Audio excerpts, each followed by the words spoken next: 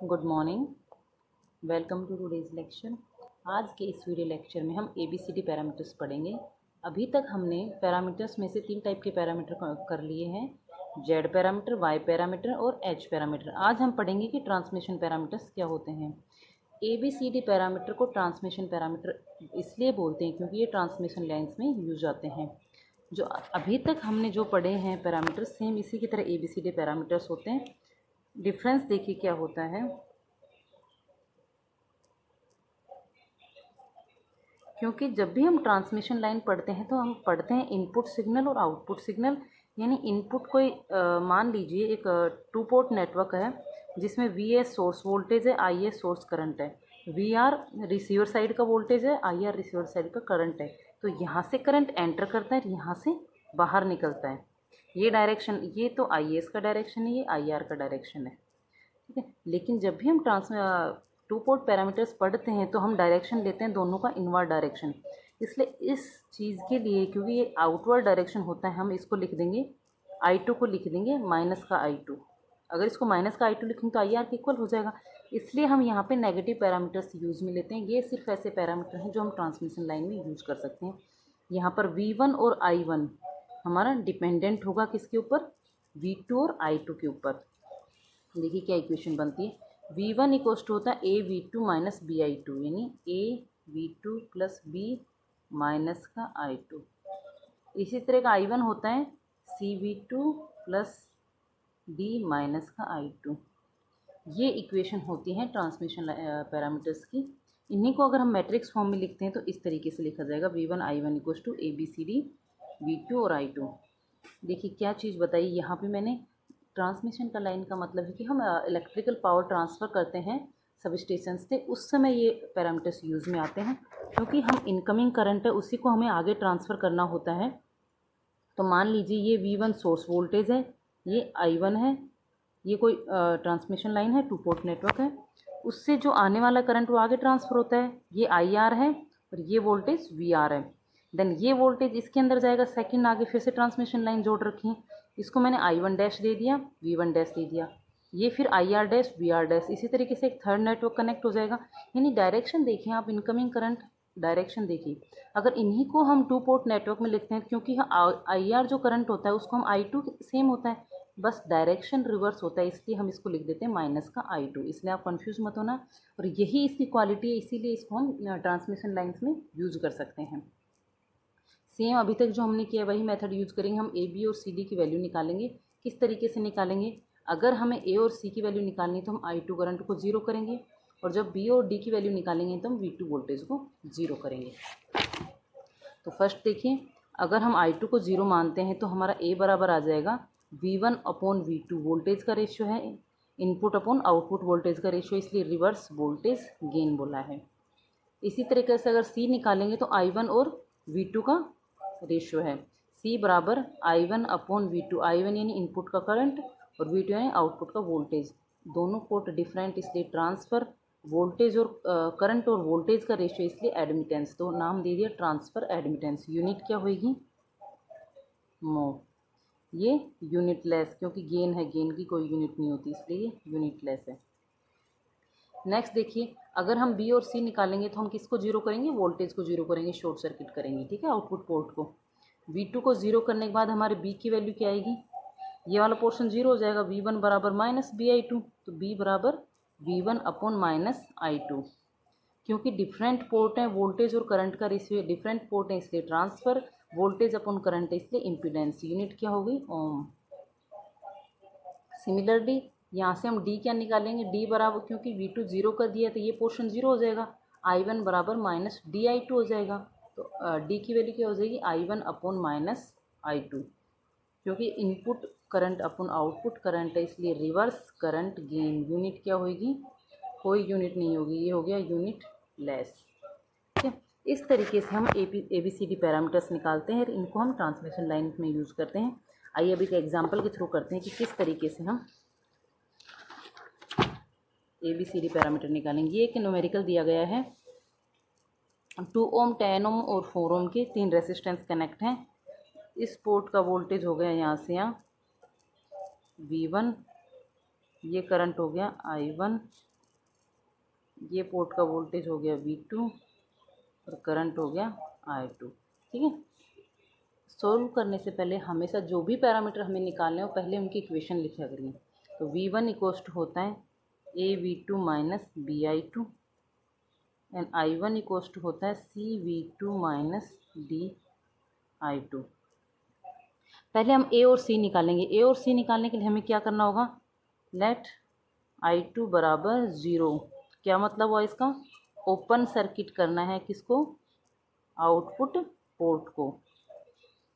तो किस तरीके का डायग्राम बनेगा ये देखिए, आउटपुट पोर्ट को ओपन सर्किट करने का मतलब देखो, यहाँ हमारा प्लस माइनस V1 कनेक्ट है इनपुट पे, रेसिस्टेंस है 2 ओम, फिर 4 ओम, 10 ओम, और यहाँ से यहाँ कोई कनेक्शन नहीं है, ओपन सर्किट है, यानी इसके अंदर I2 बराबर क्या हो गया, 0। कोई वोल्टेज कोई करंट नहीं फ्लो हो रहा है। ये 2 ओम हो गया, 4 ओम हो गया और 10 ओम हो गया। आई होप आप लोगों को समझ में आ रहा है, आगे समझ में। और यहाँ से यहाँ का वोल्टेज क्या था, V2 वोल्ट।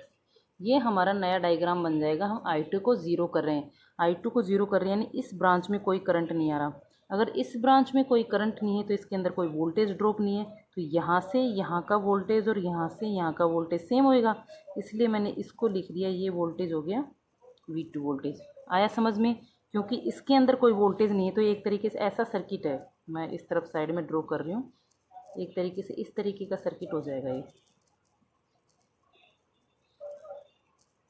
V2 10 ओम, 2 ओम और प्लस माइनस V1 और I1, I2 इक्वल्स टू 0। ठीक है, एक्चुअल में ये ऐसा सर्किट बन जाएगा। और इस सर्किट में यहाँ से यहाँ वोल्टेज और यहाँ से वहाँ वोल्टेज एक ही बात है, इसलिए V2 का मान होगा 10 ओम के अक्रॉस जितना वोल्टेज होगा वो V2 का मान होगा। अब हम निकालेंगे A की वैल्यू। A बराबर क्या होगा, V1 अपॉन V2, यानी वोल्टेज V1 और वोल्टेज V2 का रेशियो निकालना है। किसी भी तरीके से कर सकते हो, वोल्टेज डिवीजन से करते हो, 2-3 मेथड बताती हूँ आपको। सबसे फर्स्ट हम कहते हैं, एक काम करेंगे, V1 निकाल लेंगे, V1 और I1 भी रिलेशनशिप निकाल लेंगे, यहाँ का वोल्टेज I1 के रूप में निकाल लेंगे।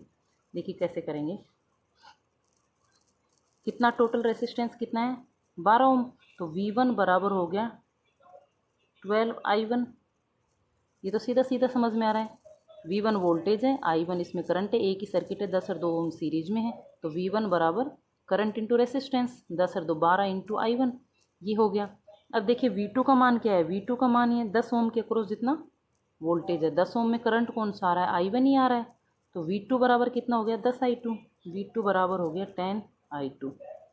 ठीक है, तो यहाँ से V1 अपॉन V2 क्या आ जाएगा, V1 अपॉन V2 आ जाएगा 12 अपॉन 10, 1.2। एक तो ये तरीका हो गया। दूसरा, अगर आप लोगों को वोल्टेज डिवीजन याद हो तो हम इसी को देखिए वोल्टेज डिवीजन से कैसे करेंगे। यहाँ से यहाँ का वोल्टेज हमारा V1, ये 2 ओम है। मैं अभी दिखाती हूँ एक बार डायग्राम किस तरीके से ड्रॉ कर रहे हैं। ये 2 ओम है और ये 4 ओम है, उसी को हमने ड्रॉ किया है। देखिए ये 2 ओम है, ये 10 ओम है, और 10 ओम के अक्रॉस जो वोल्टेज है उसका नाम है V2 वोल्टेज। वोल्टेज डिवीजन क्या, करंट डिवीजन होता है, उसके जस्ट अपोजिट तरीके से वोल्टेज डिवीजन लगता है। अभी मैंने पिछली क्लास में ही आपको बताया था कि करंट डिवीजन क्या होता है। वोल्टेज डिवीजन क्या होता है, हमेशा सीरीज में वोल्टेज डिवाइड होता है। मान लीजिए ये रेसिस्टेंस R1 है, ये रेसिस्टेंस R2 है, V2 के अक्रॉस R2 वोल्टेज है, टोटल वोल्टेज का नाम V1 है। तो V2 बराबर हो जाएगा, V2 बराबर हो जाएगा R2 upon R1 plus R2 into में टोटल वोल्टेज जो कि यहाँ से यहाँ पे है। तो V2 बराबर हो जाएगा 10 अपॉन 10 प्लस 2 गुना में V1। V2 बराबर हो जाएगा 10 अपॉन 12 इंटू V1। क्योंकि हमें V1 अपॉन V2 चाहिए, इसलिए हो जाएगा 12/10, 1.2। तो ए का मान हमारा आ गया है 1.2। आपको दो मेथड से मैंने ए निकालना बता दिया है। अगर आपको वोल्टेज डिवीज़न याद हो तो डायरेक्ट ऐसे निकालोगे, अगर नहीं याद है तो सिंपली इसमें KVL लगाना। V1 -2 I1 -10 I2 बराबर 0। V1 बराबर 10 + 2 12 I1 और यहाँ से V2 वाले इसमें KVL लगा लेना, ठीक है। V2 बराबर 10I2, ये दोनों रिलेशन निकल जाएंगे, दोनों को डिवाइड करना क्योंकि दोनों I2 नहीं I1 लिखे थे, मिस्टेक कर दी, दोनों आपस में कैंसिल हो जाएंगे। I1 से I1 V1/V2 बराबर 1/1.2 आ जाएगा। सेकंड हम निकालेंगे C क्या होगा हमारा I1/V2 निकालना है। I1/V2 यहाँ से देखो सीधा निकाल लोगे इस इक्वेशन से। इसमें हमने KVL लगाया था, देखिए यहाँ कोई करंट नहीं है, V2 यहाँ से एंटर कर रहा है, I1 यहाँ से बाहर निकल रहा है, V2 माइनस 10I1 बराबर 0, V2 माइनस 10I1 बराबर 0। अगर इसमें हम KVL लगाते हैं तो V2 देखो बाहर निकलते वक्त करंट प्लस का साइन है, फिर यहाँ से I1 एंटर कर रहा है इस डायरेक्शन में, यहाँ से बाहर निकल रहा है तो बाहर निकलते वक्त माइनस का साइन है, माइनस 10I1 बराबर 0। इस वाली लूप में अगर हम KVL लगाते हैं तो V2 बराबर माइनस का 10I1 बराबर 0, V2 बराबर 10I1। और हमें किसका रेशो चाहिए, V2/I1 चाहिए, तो I1/V2 चाहिए हमें। I1/V2 बराबर हो जाएगा 1/10 यानी 0.1। तो C की वैल्यू हमारी क्या आ जाएगी 0.1। C बराबर हमारा आ जाएगा 0.1। आया समझ में, क्योंकि यहाँ से देखिए I1 और V2 का रेशो है तो यहीं से निकल के आ जाएगा 0.1, हमारी C की वैल्यू आ जाएगी। नेक्स्ट अब हम देखिए क्या निकालेंगे, B और D निकालेंगे। B और D निकालने के लिए हमें वोल्टेज को 0 करना होगा। B और D निकालने के लिए हम वोल्टेज को 0 करेंगे, V2 को 0 करेंगे मतलब यहाँ से यहाँ शॉर्ट सर्किट हो जाएगा। तो किस तरीके का डायग्राम बनेगा ये देखिए।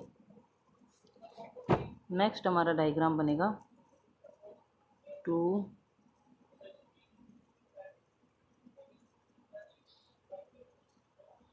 ये V2 बराबर 0 दैट इज शॉर्ट सर्किट,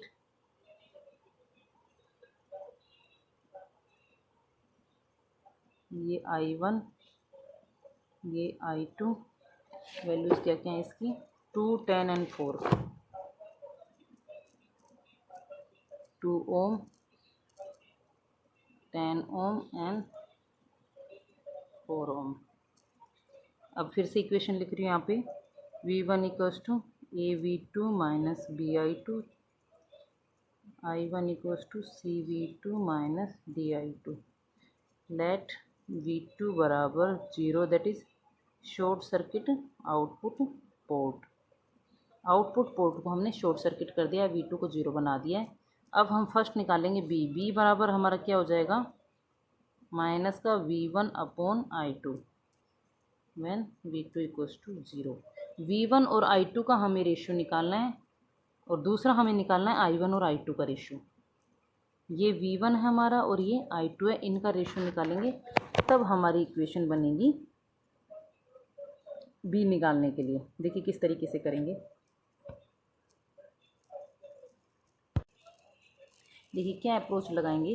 क्योंकि हमें V1 और I2 में रिलेशनशिप निकालना है तो हम बीच में एक करंट I1 को दोनों में कॉमन लेके मानेंगे। पहले हम V1 और I1 में रिलेशनशिप निकालेंगे और I1 और I2 में निकालेंगे। इस तरीके से हम V1 और I2 में रिलेशनशिप निकालेंगे। डायरेक्ट V1 और I1 को निकालेंगे क्या रिलेशनशिप है और I2 और I1 में निकालेंगे क्या रिलेशनशिप है, फिर हम कॉमन वाले टर्म को एलिमिनेट कर देंगे। देखिए V1 और I1 में सीधा सीधा समझ में आ रहा है यहाँ का सोर्स वोल्टेज सोर्स करंट। तो किसी भी सर्किट में वोल्टेज और जितना वोल्टेज से जितना करंट जा रहा है उन दोनों में रिलेशनशिप क्या होगा V1 और I1 में टोटल रेसिस्टेंस के बराबर। V बराबर RI होता है। तो V source voltage, I source current, तो इसका किसके इक्वल होगा, ये R इक्विवेलेंट होगा सर्किट का, यानी V1 बराबर R इक्विवेलेंट इंटू I1 ये होना चाहिए। R इक्विवेलेंट क्या होगा इस सर्किट में 10, और इस तरफ से देखेंगे क्योंकि यहाँ से रिलेशनशिप निकाल रहे हैं तो 10 और 4 क्या है पैरेलल में है और उसके साथ 2 सीरीज में है। तो R इक्विवेलेंट इस सर्किट का हो गया 2 + 10 पैरेलल में 4, 4 × 40/14, 2 + 40/14 ये हो गया 34/7 ओम। तो V1 equals to R equivalent into I1 होगा। V1 बराबर R इक्विवेलेंट इंटू I1 होगा, ठीक है। तो V1 बराबर 34/7 इंटू I1, ये हमारा V1 और I1 में रिलेशनशिप आ गया। ये किसी भी सर्किट के लिए ये देखिए कॉमन चीज़ होती है, जब भी हम सोर्स वोल्टेज और सोर्स करंट में क्या रिलेशनशिप होगा, यहाँ से ही वोल्टेज आ रहा है, ये टोटल करंट जा रहा है, तो कितना करंट डिसिपेट हो रहा है इस वोल्टेज के इक्वल होगा। तो अकॉर्डिंग टू ओम्स लॉ क्या होता है, V directly proportional to I, V बराबर आर इंटू आई होना चाहिए, जितना टोटल सर्किट का रेसिस्टेंस है उसके बराबर होना चाहिए। तो वी बराबर आर आई हम देखेंगे, तो ये टोटल रेसिस्टेंस है सर्किट का। यहाँ से देखने पे ये दोनों पैरेलल में आएंगे, ये इसके साथ सीरीज में आएगा, गुणा करने पे वी वन बराबर R equivalent into I one आ जाएगा। इस तरीके से ये फर्स्ट इक्वेशन आ गई हमारी। अब सेकंड देखिए, ये हमारा यहाँ पे आ रहा है I one current, I one current यहाँ आ रहा है, कुछ करंट इधर जाएगा और कुछ करंट इधर जाएगा। करंट डिवीजन से हम आई डैश का मान निकाल लेंगे, आई डैश बराबर क्या होगा, माइनस का आई टू होगा, तो ये निकल जाएगा। यानी हम करंट डिवीजन से आई टू का मान निकालेंगे। इन दोनों में क्या रिलेशनशिप है, कल ही बताया था, जब भी हम करंट डिवीजन लगाते हैं तो आई डैश का मान क्या होगा, जिस रेसिस्टेंस में निकाल रहे हैं ना करंट, उसके अपोजिट वाले को ऊपर रखो, डिवाइडेड बाय दोनों का जोड़, गुणा में टोटल इनकमिंग करंट।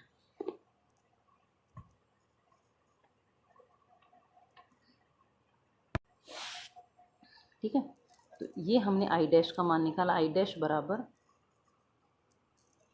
10/10 + 4 14 गुणा में आई वन। तो ये आई डैश का मान आ गया 10/14 into I one, 5/7 I one, क्योंकि आई टू बराबर माइनस का आई डैश है, तो आई टू बराबर -5/7 आई वन। ये हमारा आ गई सेकेंड इक्वेशन। अब देखिए, क्योंकि हमें बी निकालने के लिए V one upon I two चाहिए, बी बराबर माइनस का V one upon I two चाहिए। हम वैल्यूज़ रख देंगे ये दोनों इक्वेशन से। ये माइनस का 34/7 अपॉन माइनस का 5/7, ये 34/5। ये हमारी 6.8 वैल्यू आ गई बी की, बी बराबर 6.8, ये वैल्यू आ गई 6.8 बी की। ठीक है, अब नेक्स्ट देखिए, अगर हमें डी का मान निकालना है तो किस तरीके से करेंगे। डी का मान निकालने के लिए हमें आई वन और आई टू में रिलेशनशिप चाहिए, जो कि हम ऑलरेडी निकाल चुके हैं इस इक्वेशन से। देखिए, आई वन और आई टू में रिलेशनशिप, डी बराबर होता है, डी बराबर माइनस का I one upon I two when V two equals to 0। तो डी बराबर हमारा हो जाएगा आई वन -7/5, आगे माइनस का, ये हो जाएगा 7/5। ठीक है, ये आ गई हमारी डी की वैल्यू 7/5, 1.4। ठीक है, इस तरीके से हमारी ए बी सी डी चारों की इक्वेशन वैल्यूज़ आ गई हैं, चारों वेरिएबल्स की, और ये हमारे आ गए A B C D parameters. तो सबसे सही तरीका होता है, जब भी हम कोई भी पैरामीटर्स निकालते हैं किसी भी सर्किट में, आपको सबसे पहले एक तो इक्वेशन याद होनी चाहिए। अगर आप लोगों को इक्वेशन याद है तो आप दोनों में से एक वेरिएबल को एट ए टाइम 0 करो और बचे हुए में रिलेशनशिप निकालो, आपके उस पर्टिकुलर कॉन्स्टेंट की वैल्यू आ जाएगी। ए बी सी डी हो, चाहे जेड पैरामीटर हो, चाहे वाई पैरामीटर हो। आई होप आप लोगों को समझ में आया होगा A B C D parameters. Thank you, have a wonderful day.